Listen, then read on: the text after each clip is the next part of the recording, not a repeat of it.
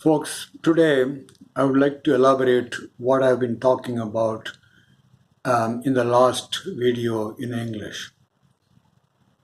Specifically, I want to talk about what is the reason, what is the psychology of people behind idol worship, and also they have the mental image of their own favorite god in their mind for various reasons. Let's take about the idol worship first. Almost every street in India, there is a temple and there is a idol. In different kinds of idol by different names, they all worship. Mainly they worship in the south Shiva, Vishnu, and in the north Ram, Krishna, Hanuman, and so on, so on. There's a lots and lots of deities and idols in Hindu, the so-called Hindu religion. Actually, Hindu religion is not just one segment. There are many segments put together they call Hindu religion. Even recently, in the cost of about 3,000 crores of rupees, they built a temple in Ayodhya for Ram. They said they brought Ram Lala, that means the child of Rama, to Ayodhya. I don't know where he was so long, according to them. If Rama is God, he must be here. He must be everywhere, and he must be there in Ayodhya even before they constructed the temple. And there is also a very famous temple in Kerala called Sabarimala Ayyappa. And millions of devotees go there to worship him. Recently, there was a special festival during last month, and at some particular point, they recited all kinds of mantras in the temple, and then at some point there was a mountain nearby in the dark. It was late in the night, and suddenly there was a light, and they all was enthusiastic and then extremely happy, joyful, all the bhaktas, when seeing that. He said that they are all saying that Ayyappa, the god Ayyappa, has shown in the form of Magar Jyoti, a kind of light in that one. All that they did is they just had constructed a huge lamp there, and there was a switch, and at the very point they switched on the light, and then immediately that light went up. And for some reason, if the switch failed, the Ayyappa would not have shown in the mountain as Magara Jyoti, right? So they think that light is the appearance of Ayyappa in the form of Jyoti. Actually, it was only just a light. But this is how bad is the belief of Hindus in India. There are in other religions also. For example, in every church almost, they have Jesus Christ in the cross, and they worship that, and they worship the Jesus body in Christian religion. And Muslim religion, they worship the box in Mecca. I was told that at least once in their lifetime, people have to go there, a Muslim has to go there and worship that. And similar is the case with the Buddhist religion. They worship Buddha in various forms. And Jewish religion, the same thing. They are going to build a temple in Jerusalem for their God. And currently, the the star symbol in their flag represents an idol for Jews and their gods, their way of life, and so on and so on. Right. So everywhere there are idol worship in every religion almost. And not only that, people have their mental image of their own God. They say that my Vishnu is in within me, and he is instructing me. He is telling me various aspects of Godhead, and he is protecting me, and so on. There was a comment by a woman in my one of my video to that effect. And similar is the case with the other people. They have they worship the various photos in their home, and some people worship light. They light the kind of light in their puja room, and then they worship their god, and and they have that image, various kinds of image, Shiva, various deities in their mental form. And what I want to discuss is now, we people have this. What is the psychology of all these people? First of all, everyone wants protection. They're all afraid that something bad will happen in their life and to their country, to their friends, to their family, and so on. So they need some protection. So they think these idols and mental image of their God will protect them. Secondly, everyone has some mistake, done some mistakes or so, some minor forms of crimes, cheated or did something bad to others, to their family, to husband or wife, and parents, and so on, so on. This is normal to everybody, right? So so they think that their mental image of God or their idols will protect them not to do such things in the future, and also whatever bad things that they've done, their God in the form of idol or their mental image will pardon them. So there are many such reasons. They want some boons like their daughters and sons to be married, or if they don't have a child, they want to have a child, then they go and worship their gods, and so on, so on.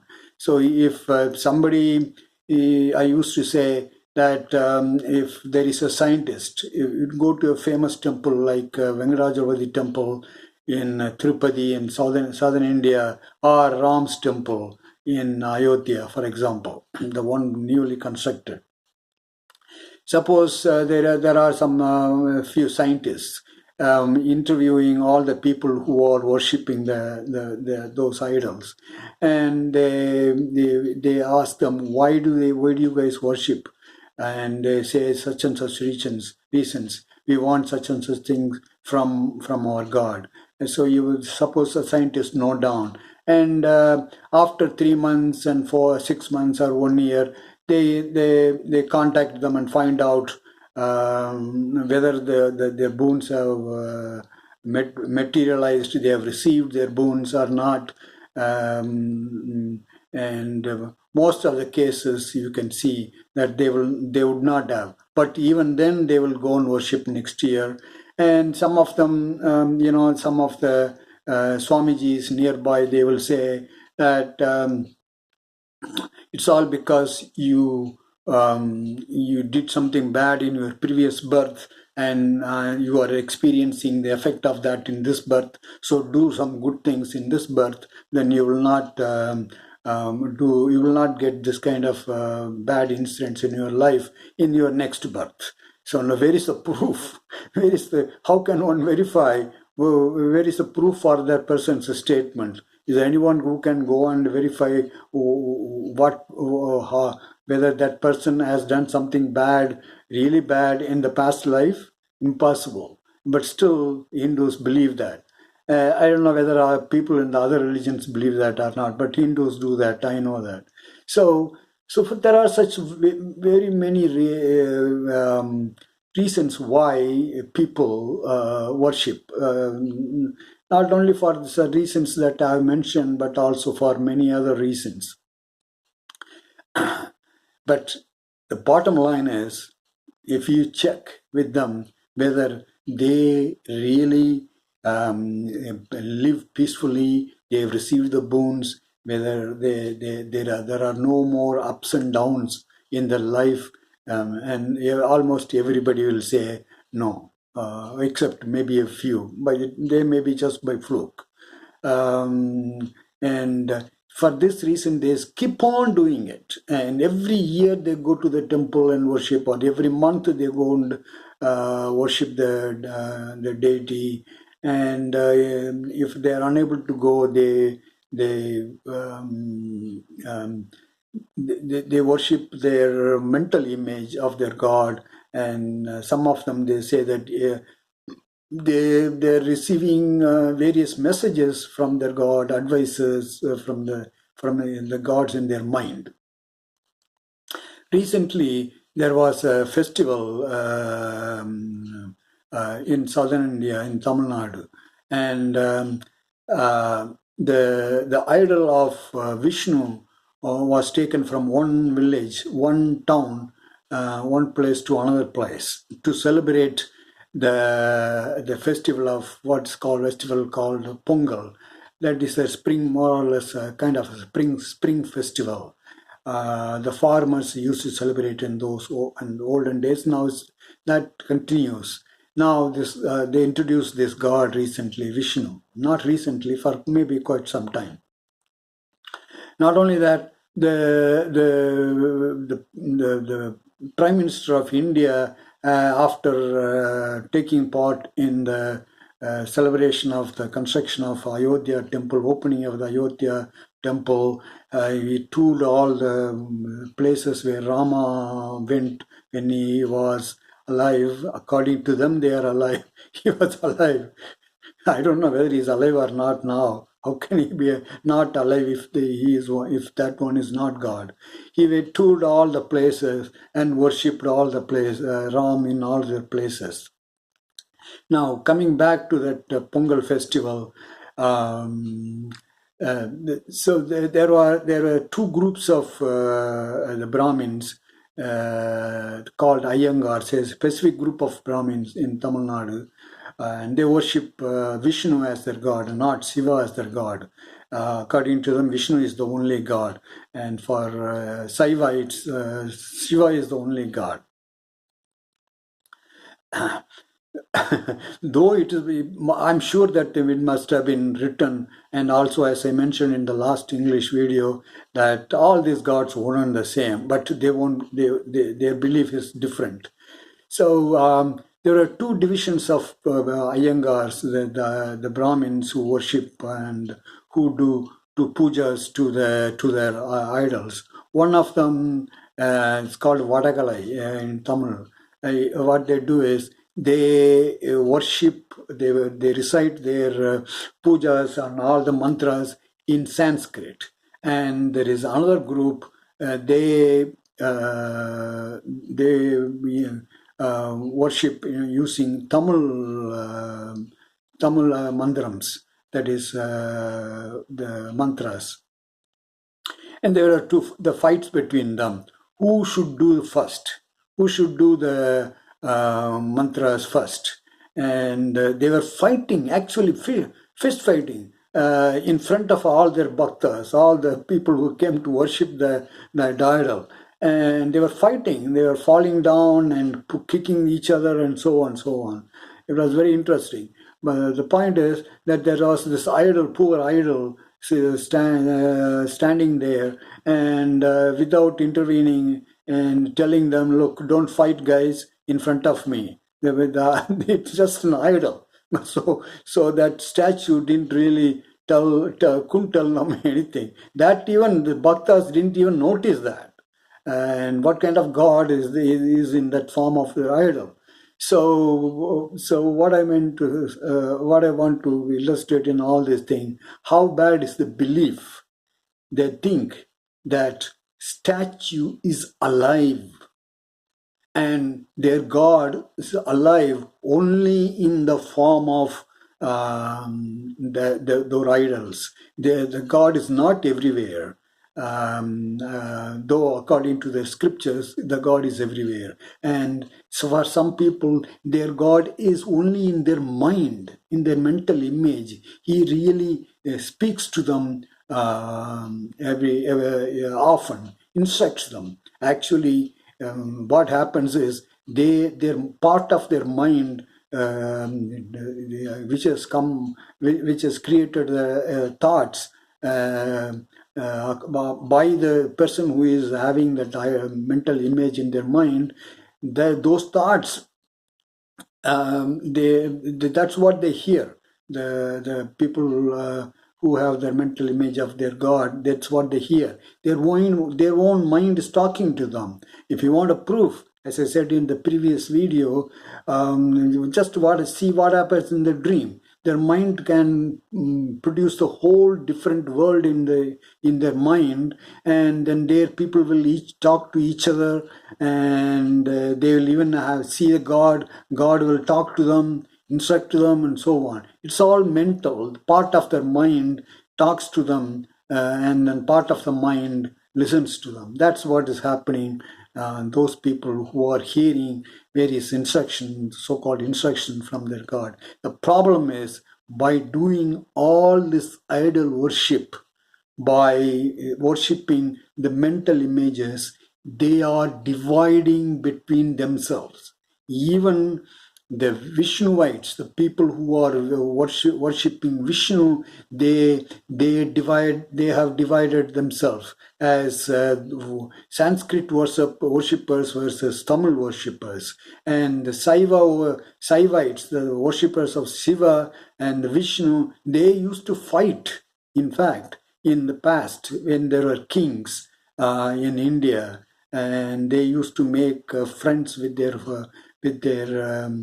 kings, and they will kick out, and they will kill the other people. Saivites will kill Vishnuites, Vishnuites will kill Saivites, and so on, so on.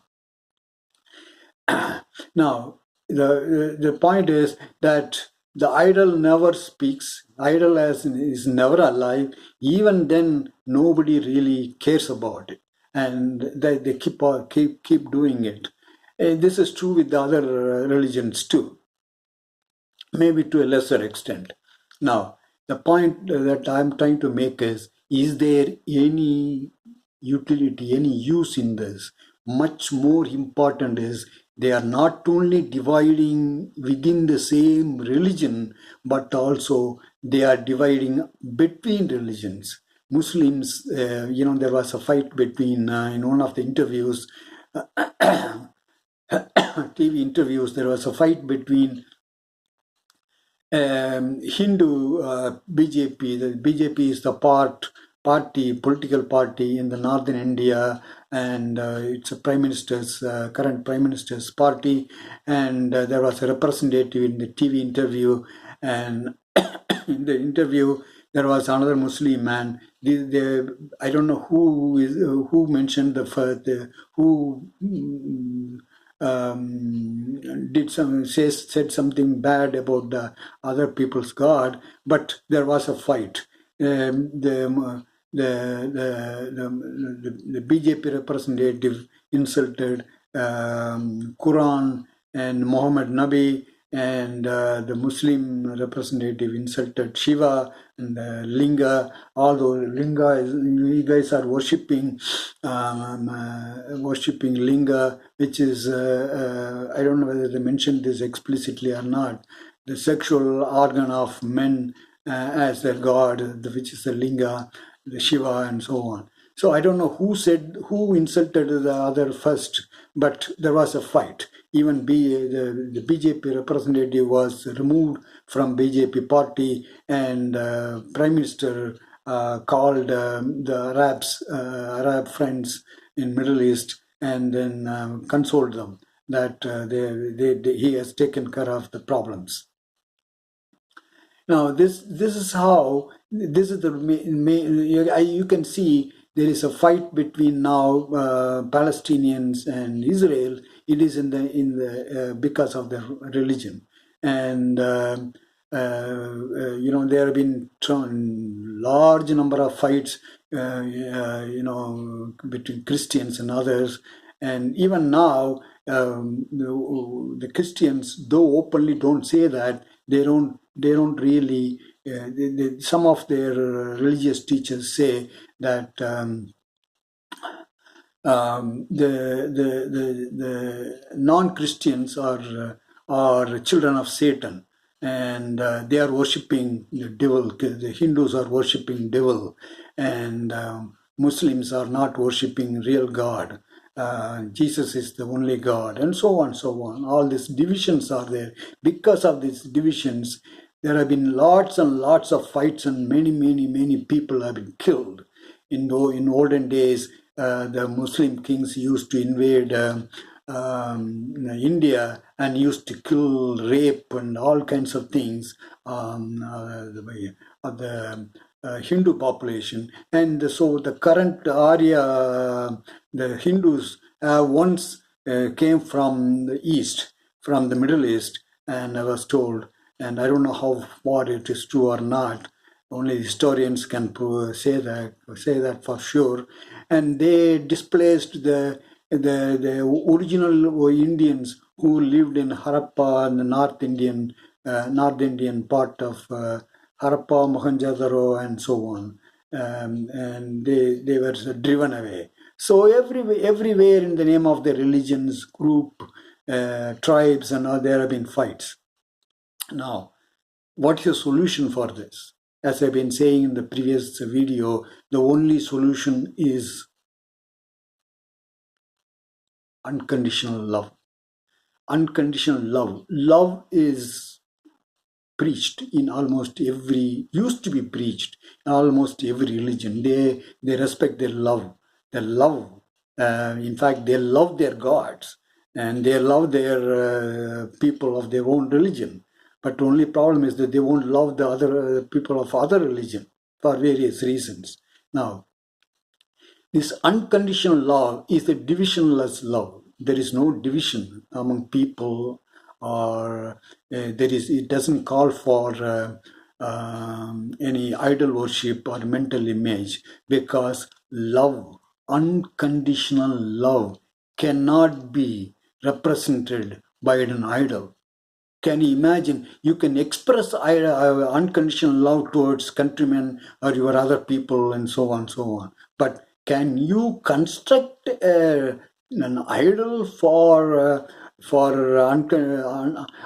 unconditional love, divisionless love? How can they do that? How can they represent the divisionless aspect of love in their idol? Or can they do it in their mind? How will they represent the unconditional aspect of the love in their mind when they have their own image of their own God, Vishnu or Shiva or whoever it is? You can never ever construct an idol for love, but it can be practiced, it can be learned. And I've clearly said in practical way, how can you reach that state of unconditional love? Even during these days, in my video, English video called Realization of Self and Unconditional Love. And I didn't teach this by imagining certain things. I have experienced this in one of my spiritual experiences, and I've pointed out that in one of my English videos called Turiya State and How to Be in That State, and also various other videos. And I've been talking to people through WhatsApp and other means how to be in that state. I've been telling very clearly that there is no separate dhyanam or meditation. This life is meditation. the whole world is the room for meditation. Your life teaches you the ignorances that you have in your mind, which is dividing people, which is divisive and causing problem for you in your life. And if you recognize that and remove those ignorances, you will become something like when you were originally a small child. When you were born, you were a child. At that time, you have been smiling like a divine entity, the divisionless love. You have been smiling that extremely joyful smile, independent of the fact whether the person in front is an Indian or American or European or Christian or Hindu or Muslim or and so on, or whether you belong to a higher caste or lower caste and so on. That is how you were born. And that is how, believe it or not, I've talked about it in various videos, that you will leave this world. When you die, everything that you have in your mind you will not be able to take them, as against some of the beliefs of Hindus. I talked about it very well. In fact, I said that the death is really a spiritual experience. I said that in very clearly in Tamil videos, but I'm not sure whether I did that in a special video. But I talked about it in other English videos very clearly. So so you will reach that state of when you were 1 month or 2 months old child, even when you are living as an adult in this world. And when you die, you will die without any fear. You do not have to have a mental image to protect you, to worship you. You do not have to have an idol to go every month, so spend all the money that you saved.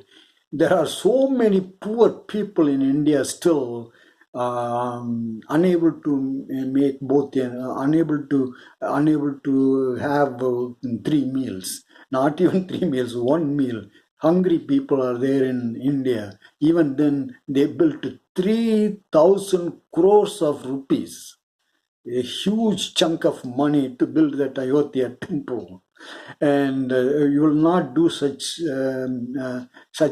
foolish things in your life of worshipping idols, spending so much money for constructing an idol, as if only when you do construct the God has come to that place. God is everywhere all the time. Otherwise, that one is not God, right? You say in Hindu religion, all religion, their God is everywhere, and their God created all this, but still they think only in the form of that idol, or in their mental image in their mind, that God is there, and God is not everywhere. And that is the wrong idea that they have. And if you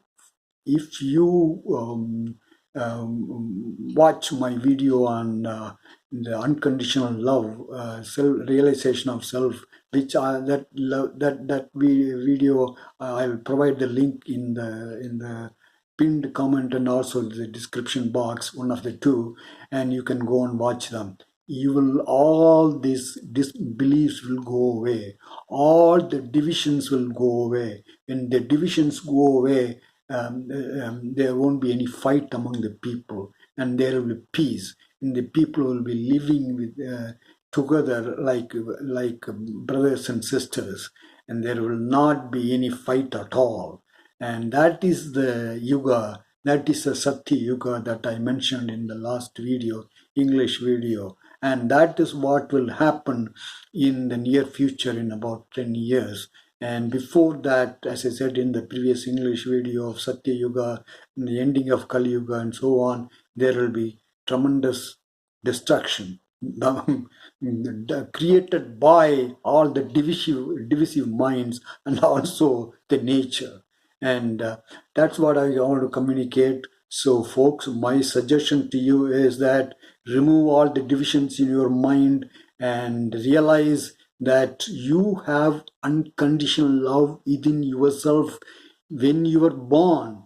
Go back to that stage, remove all the ignorance and the ignorance and the divisions in your mind, and then you will be very happy. There will be peace everywhere in the world. And that's what I want to communicate. If you have any question, please leave a comment and I will respond to you, or contact me through my email address, and I will provide answers. Talk to you soon, folks, in the next video.